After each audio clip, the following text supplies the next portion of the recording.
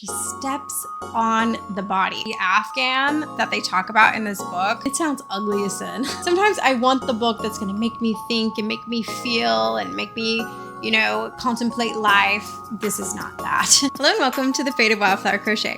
My name is Rachel, and I am pretending to be cozy even though it is still 1,000 degrees outside. So today's video is going to be something a little bit different than normal.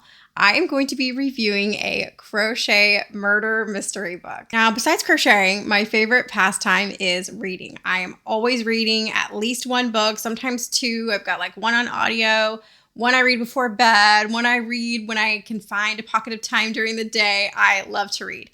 And I am a library girl through and through. So every time I would search crochet on my library's website, trying to find a crochet pattern book, this crochet mystery series kept coming up.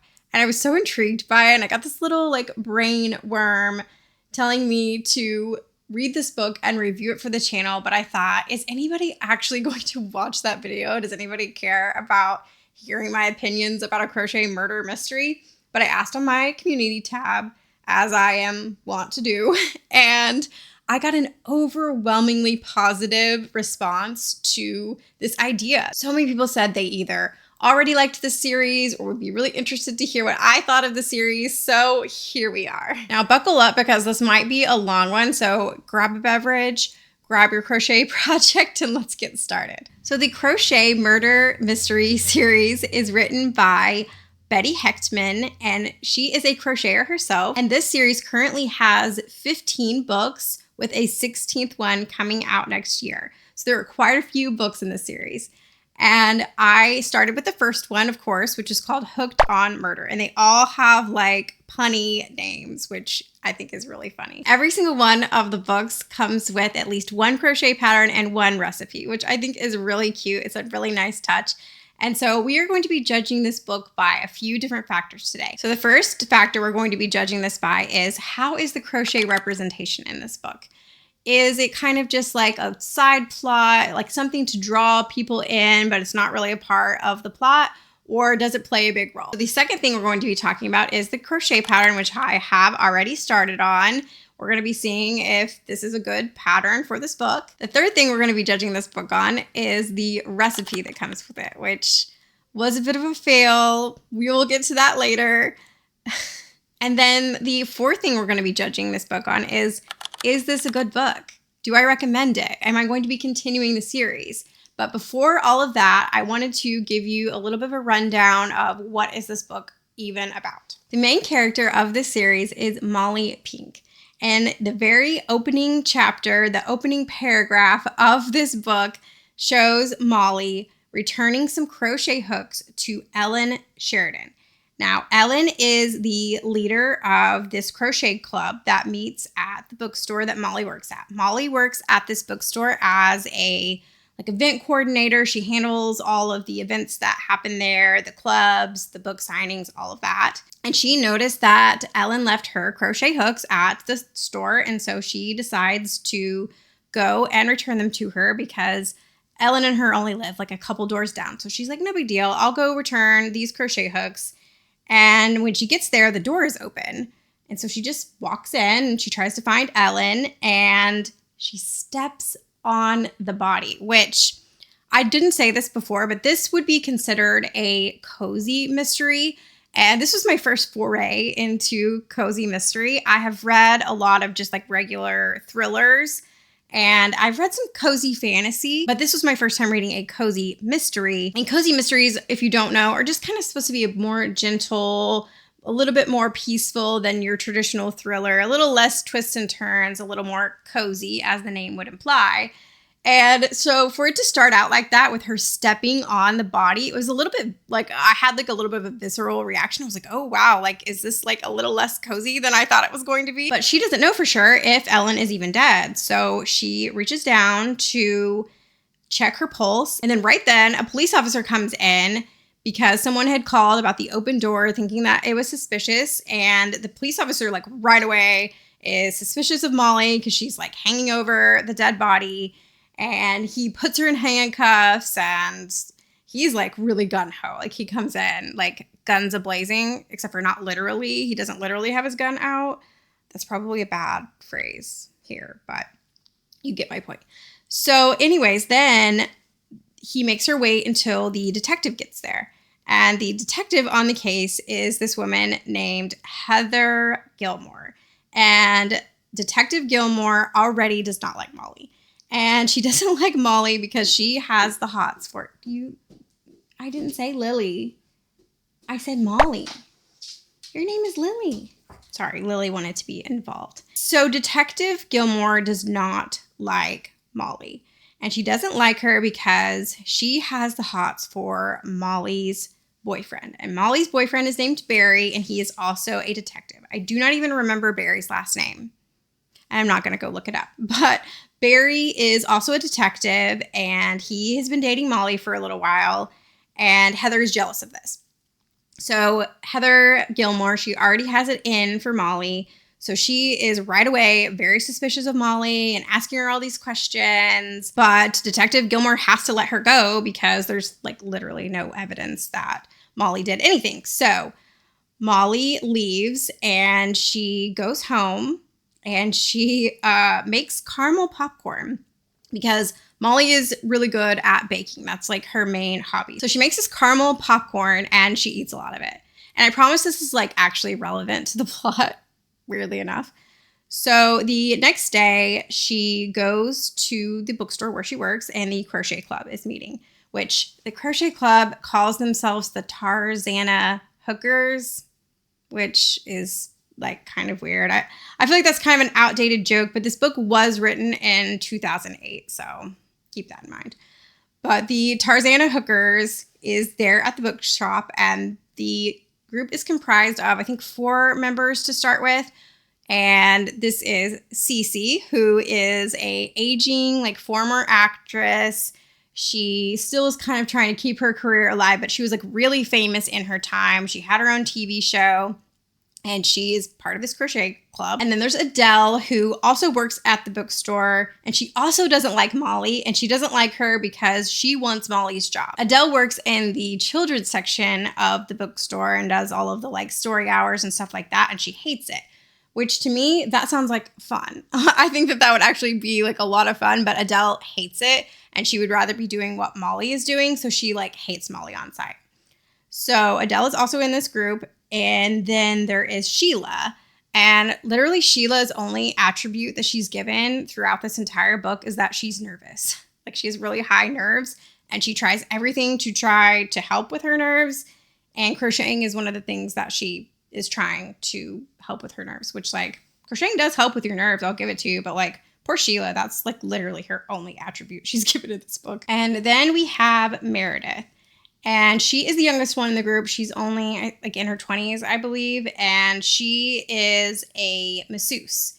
And she's kind of like a masseuse to the stars. She's gotten this reputation for being really good. And again, that's kind of her only attribute. She's young and she's a masseuse. That's pretty much all we're given about her. So this club meets, I think they're supposed to meet every week, but it seems like they meet every day. And you'll see what I'm talking about in a minute.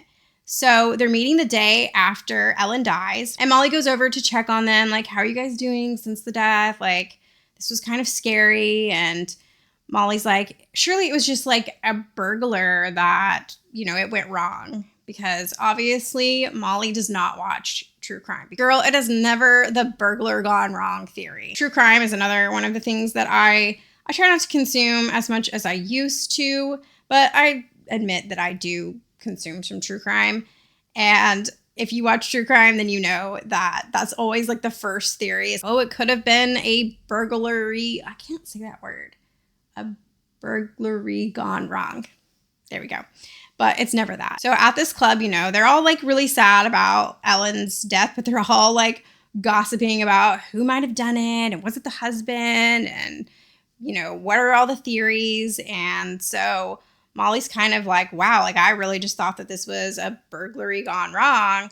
And they were like, no, girl, you're actually a suspect, which I don't know how they already knew that she was a suspect. I think it was kind of like common knowledge that Molly was there at the scene whenever the body was discovered. So I guess that automatically does make somebody a suspect. So Molly's there. She's talking with the members of the club. And most of the time she had kind of left the club alone because Ellen was a leader, and Ellen and Molly kind of have bad blood because Ellen and Molly's late husband ran a PR firm together. And when Molly's husband died, Molly kind of tried to take over and be a part of the firm. But Ellen didn't really like the way that Molly was handling the clients. And so she basically pushed her out of the firm and basically just bought her out.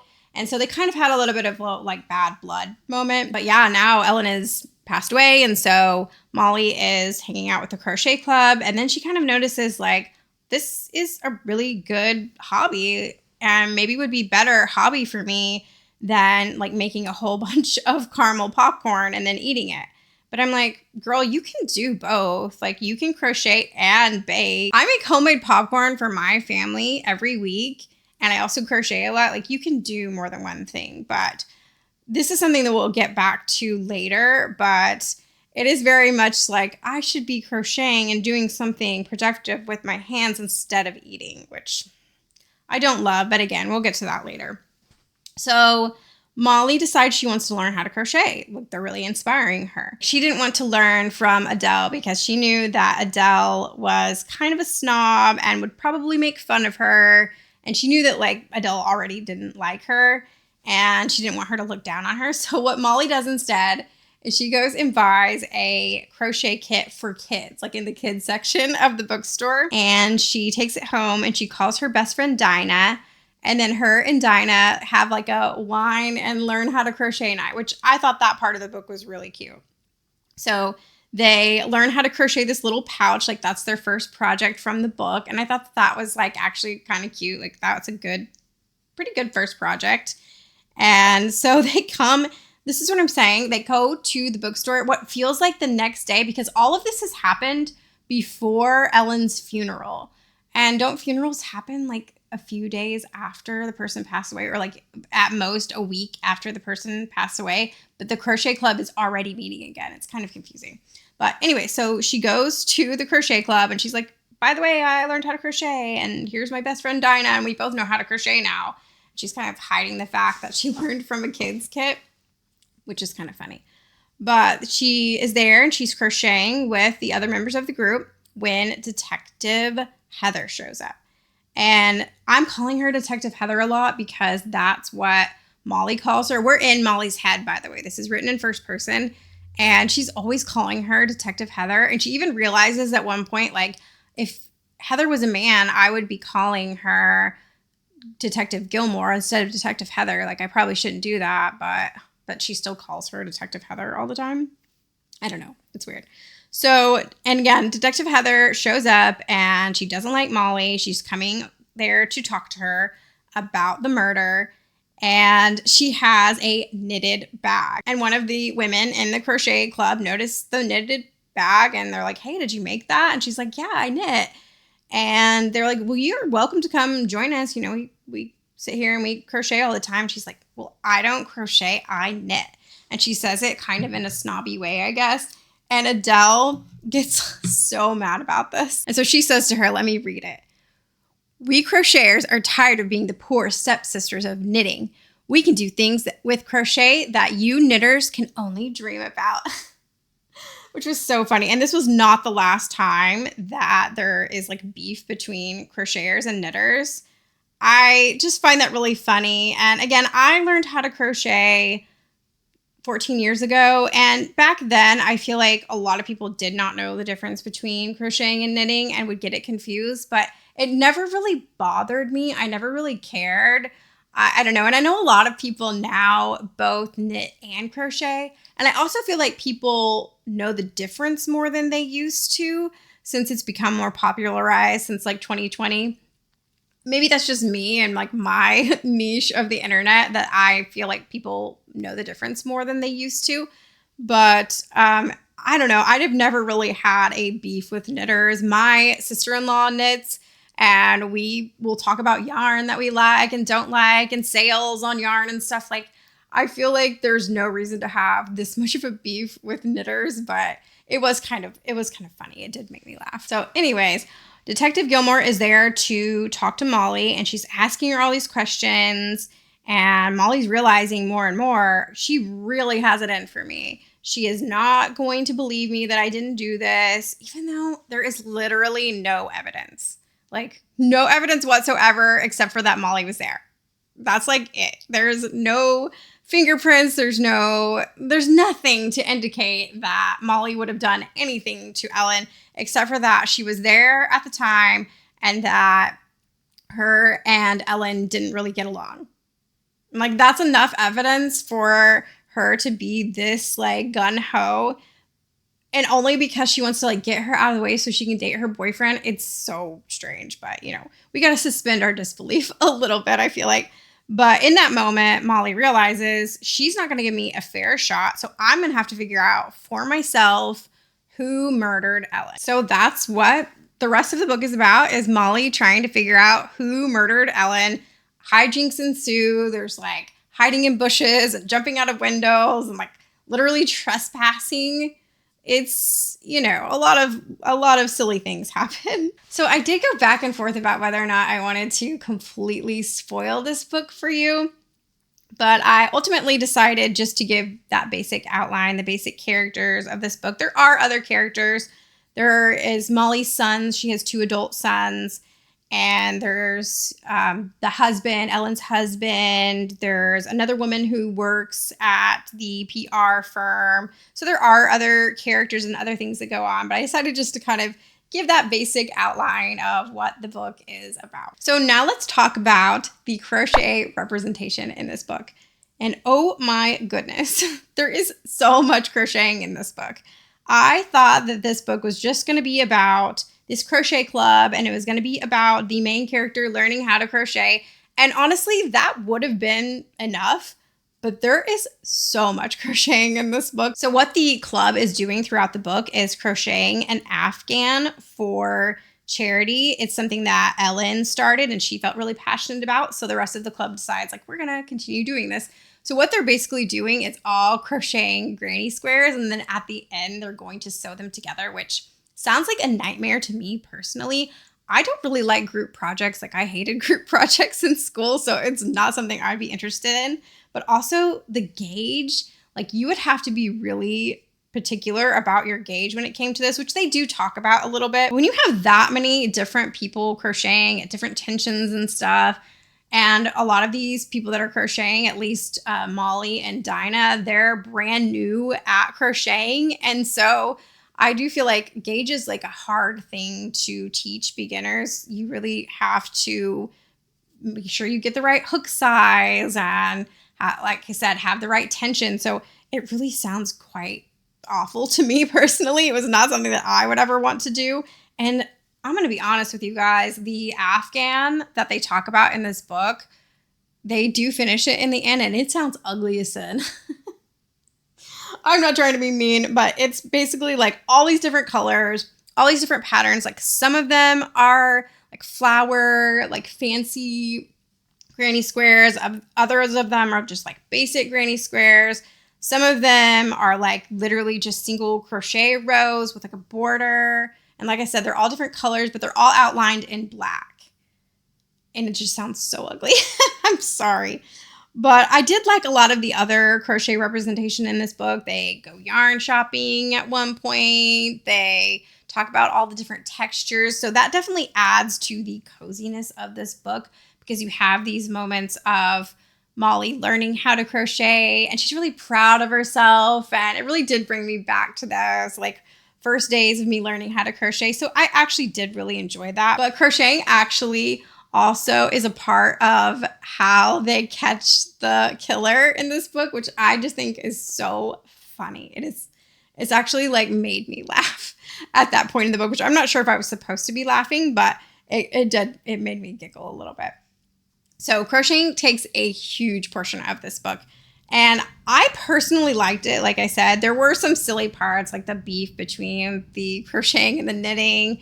And I feel like if you don't crochet, this book probably isn't for you. You would probably find the sequences where they're learning how to crochet probably pretty boring. This is targeted towards crocheters. I mean, it's very evident with the fact that there's a crochet pattern in the book. And so I don't feel like anybody who doesn't crochet is even reading the series. I don't know.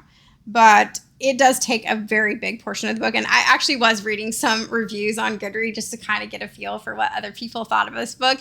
And somebody was like, too much crocheting. Like, I want more mystery and less crocheting. So I'm curious how it continues in the series. If every single book is as crochet heavy as this one, I'd be really curious to know that because there's a lot of crocheting in this book. Okay, so how was the crochet pattern? I am like almost done with it.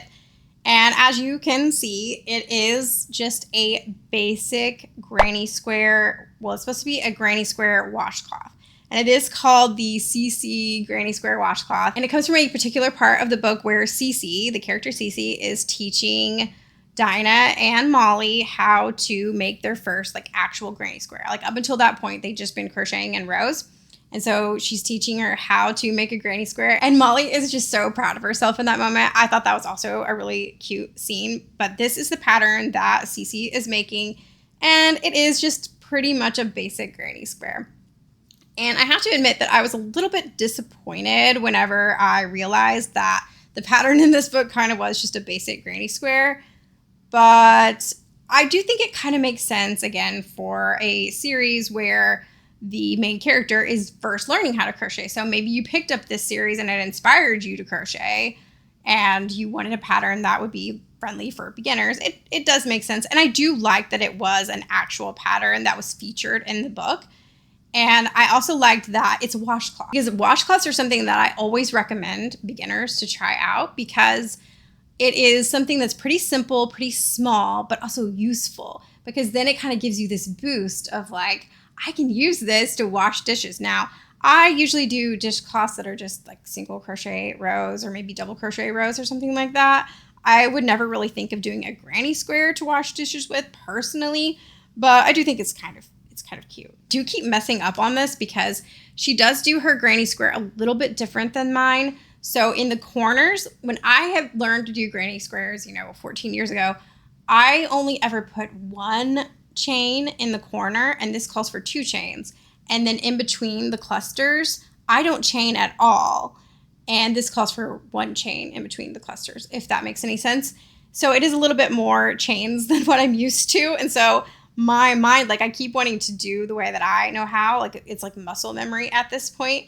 So I really am having to think about adding those extra chains. But, for what it is, I think it is cute. Was I a little bit disappointed that it wasn't something more complicated? Yes, but to me, it did make sense to have a beginner-friendly pattern in your very first book in a series. So there you go. Okay, let's talk about the recipe. So yesterday, as I'm filming this, was my husband's birthday. And I thought, this will be perfect. I will make this cake recipe because it's a pound cake recipe with buttercream frosting. And I'll just make this for my husband for his birthday, and then I'll talk about it in the video. It was a disaster. I totally failed at it. I don't think it was the recipe's fault. I didn't realize until I got all the ingredients. I did make sure I had every ingredient that was in the recipe. And I even got cake flour instead of regular flour. I had everything I needed, except for a bundt cake pan is what it calls for. And I just didn't realize that pound cakes are made in that type of pan. And I think I actually have one somewhere, but I don't know where it is. I'm admittedly not the best baker in the whole wide world. I kind of have a few recipes that I go back to all the time. Banana bread, I make pumpkin cookies. There are a few things that I know how to make, and I just make those over and over again. Because baking is not really a relaxing hobby for me personally. It's just not something that I enjoy doing. It can be fun, turn on some music, and I'll have the kids help me or something like that. But it's not a top favorite hobby of mine. But I was really excited about this cake, and I thought I'll just put it in a normal cake pan. I don't have a bundt cake pan. And that was the mistake that I made, I'm pretty sure, because the middle was not getting done. And then I just kept having to leave it in there longer so that the middle could get done. And then it ended up being it didn't burn, but it was really crumbly and it just did not taste good. So that was really disappointing. I just ended up having to throw it away, which was really disappointing, especially because it took a while to make and I even like sifted the flour. I did everything right, except for that I didn't have the right pan. Now the buttercream recipe I did make and it turned out really good. It was a bit sweet for my personal taste. I like for buttercream, like when I make buttercream frosting to go on top of my pumpkin cookies, I will add in like some cinnamon and some nutmeg and cloves. Like I like to add like a little bit of the like spiciness to counteract the sweetness. That's just my own personal taste. I did think it was a little bit too sweet. But, it turned out good. The consistency was good, but I just wasn't able to use it because I failed on the cake. So that's the recipe for you. It's, again, like a pretty easy recipe all in all. I just failed. That was my own fault. Okay, I'm finishing up this square right in time to tell you, do I recommend this book? And see, I forgot to add a chain again. So do I recommend Hooked on Murder? I was actually really surprised by how easy this was to read. The writing style is very just like straightforward, not a lot of flowery language. It's just a breeze to get through. I blew through this book in less than a week, which is very rare for me. It usually takes me a long time to get through books, especially that have like a lot of descriptions or are really like flowery language and stuff, which I don't mind books like that, but sometimes it is nice to have a book that's just very straightforward, very easy to read language. And so I did like that about the book. I also, as I already mentioned, really liked the crochet representation. You could tell this was written by a crocheter. You could tell this was written by somebody who is passionate about crocheting. And I personally really liked that. I really liked that the main character, Molly, she is 48 years old and she is a widow with 2 adult sons. And I really liked this representation. I feel like a lot of books are written about like 20-year-olds or, of course the YA genre is written about like teenagers or like really young adults. And I just am kind of over that as somebody who I'm, almost 38 myself. And so it is really nice to read a book where the main character is older and, is going through this change in her life where she lost her husband and she's kind of trying to reestablish her life as, a mom still, but her children are out of the house, they're adults, and I really liked that representation a lot, actually. I liked that the main character was older and that there were like a variety of ages of people in the book. Like everybody in the club weren't just like a bunch of old ladies, they were like different ages, and I really liked that. So I thought that was nice. Something else I really liked about this book is how it balanced the coziness with the mystery. I really did want to know what was next. Like I wanted to know who the murderer was, but it also was cozy and calming. It's not your traditional thriller where it's like a page turner, but it's also not scary like thrillers can be sometimes. I personally cannot read thrillers before bed because it'll give me nightmares. I'm kind of a wimp when it comes to stuff like that. But this book I could read before bed, and besides that initial moment where she steps on the body, there really isn't other scary moments or anything like that. And I just personally enjoyed that balance of the mystery and the coziness. And I really didn't know how that would work. I was like, how do you have a cozy mystery? But somehow Betty Hechtman, she made it work. And I feel like it's a genre that I want to continue to explore now. I do unfortunately have a few criticisms of this book. One thing is that, as I kind of already implied, is that the characters are very one-dimensional. You really don't get a lot of character descriptions or a lot of like character growth or anything like that. Like every character kind of had like one defining thing. Like I had mentioned earlier, Sheila is nervous, and like Molly's best friend is just wanting a man, and that's like her whole entire personality. And I do feel like there could have been more, like I really personally like to read character-driven stories where you get a lot of backstory of like why the character does what they do and the relationships between the characters and stuff like that. I personally love when books go into depth with characters. Maybe the character has like something that they're working through. And like I said, with Molly, she is, going through like the death of her husband, and she's got this new boyfriend and trying to balance all of that and her job and her sons. So you do get some of that from the main character, but all of the side characters, it's like they have one defining feature and that is it. So I was a little bit disappointed in that. And I know that this is a series, so maybe you get more from them as time goes on in the series, but for this first book, it's very one-dimensional. Another thing that I really just did not like about this book, which I already kind of talked about, is the whole mention of diet culture and body size and that kind of thing. If you're really sensitive to that, then there are parts of this book that you probably are not going to like. There's actually this whole section where there's this author who wrote this book about how crocheting is like the answer to your dieting problems, because every time you want to have a snack, just crochet instead. I found that pretty problematic. This, like I said, was written in 2008, so it is kind of a product of its time, but I really just didn't like that. And I feel like maybe they could have made like a statement on that.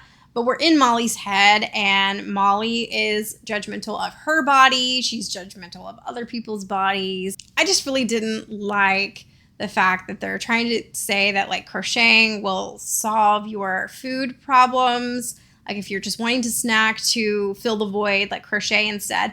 I don't know, like maybe that does work for some people. I just didn't really like the way that they talked about people's bodies. It gave me the ick a little bit. And I just felt like it went very unchecked in this book. So, go in with caution if this is something that you're sensitive about. It's something that I have had to work on in my life. I feel like most women who have like grown up in this time period have had to deal with, diet culture and stuff. So it's something that I've already healed from quite a bit in my own life. So while it did bother me a little bit, it didn't trigger me by any means. But if that is something you're sensitive about, you may want to skip this one. And hopefully that gets better as the series goes on. I have no idea. So my biggest criticism of this book is that I didn't really like who the murderer turned out to be. And if you want to be completely unspoiled, you may want to skip. I'll put a time stamp for you to skip to. I'm not going to give like direct spoilers. Like I'm not going to tell you who the murderer was. But I am going to say that there is a second murder in the book. So there are actually two murders, which that part actually did surprise me in a good way, that there was a second murder. I was like, oh, wow, okay. Wasn't expecting that. And that was like a good twist. But then who it ended up being to me fell flat. I felt like there was really not enough hints, enough clues that it was going to be this person. And there's a lot of red herrings, which every mystery book has red herrings. I'm not, knocking that by any means, but when I found out who it was, I was kind of like, oh, really? Okay. It just didn't feel satisfying to me in the end. And that, it's always a disappointment. I feel like I've read a lot of thriller books that like I enjoyed myself, and then I found out who the killer was or like what happened, and I'm kind of like, oh, it just makes me like so disappointed because you build up to this point and then you're like, oh, it's kind of a letdown. That's the way I felt about this book personally. I just didn't really like the ending scene either, where this is a little bit of a spoiler, but where the murderer is confessing to their crimes. I was kind of like, it just felt cheesy. And again, this whole book is pretty cheesy. So, I mean, I don't really know what I was expecting, but I just didn't feel satisfied in the end. I'll just say that. That's the main thing, is that in the end I was kind of like, oh, all right, like that was fine, I guess, but not what I was expecting in a bad way. Like, I think sometimes when the killer is like not someone you are expecting, but it can be a good thing. This was somebody I was not expecting in a bad way. Like I just don't feel like there was enough hints or clues, or like you couldn't have really solved the mystery on your own if you wanted to, because there was just nothing there. Lily, do you have opinions on this book? Yeah, that's very interesting insight. Thank you. So overall, do I recommend this book? I mean, yes. If any of this sounds intriguing to you, if you want to read a book where you really just kind of can turn your brain off, I'm going to be honest. Sometimes I want that. Sometimes I want the book that's going to make me think and make me feel and make me, contemplate life. This is not that. This book is just very fluffy, very cheesy. I mean, all of the names of the books have a pun in them. So you really shouldn't go into this book expecting like high literature by any means. But is it fun? yeah, it is. I had a lot of fun reading this book. And will I continue the series? I think so. Let me know if you guys would be interested in seeing me continue this series and you talk about what goes on, because I had a lot of fun reading this. I had fun making the pattern. I would have had more fun making the recipe if I didn't completely fail, but you know, again, I'm pretty sure that was just my fault. Thank you so much for watching today's video. If you did like it, be sure to hit the like button. You can subscribe and stick around. Let me know what other kind of videos you want to see next. You can follow me on Instagram, which is the Faded Wildflower. You can check out my Etsy shop where I sell patterns as well as custom plushies. And thank you again so much for watching. I hope you enjoyed it. I'll see you next time.